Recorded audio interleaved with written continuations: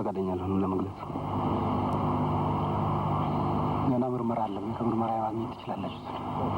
አሁን ያስተላልፉት የሚፈልጉት መልእክት ካለ? ምንም መልእክት የለኝም።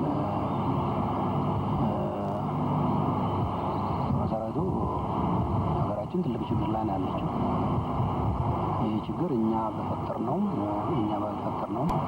ምክንያት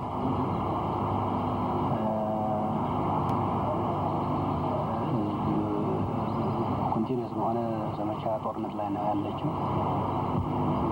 ይሄንን በግድ መፍታት፣ በሰላም መፍታት አስፈላጊ ነው። ዓለም በአሁኑ ጊዜ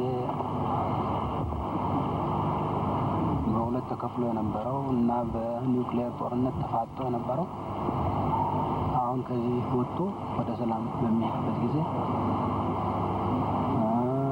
እንደዚሁም ደግሞ በየአካባቢው ያሉ ኦሪጂናል ጦርነቶች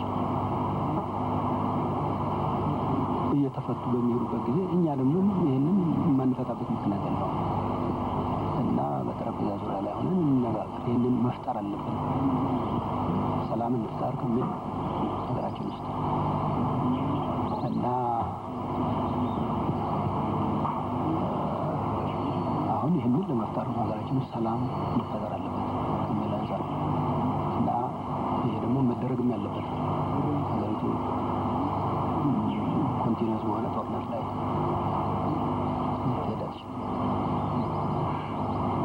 እንዴት በሰሜኑ በኩል ወንበዴው ቡድን ሀገሪቱን ለመያዝ በሚታገልበት ጊዜ እናንተ ይህንን ስታደርጉ ህዝቡን አሳልፎ ለወንበዴ መስጠት አይሆንም? አይደለም። ወንበዴውም ራሱ እዚሁ ጠረጴዛ ዙሪያ ላይ ይቀመጣል። እሱንም ለማስቀመጥ ነው አላማው፣ ለመነጋገር ነው አላማው። ፈቃደኞችም ናቸው እነሱ። ለነሱ ምቹ ሁኔታ ከፈጠርንላቸው ፈቃደኞች ናቸው እነሱ ቁጭ ብለው ጠረጴዛ ዙሪያ ለመነጋገር።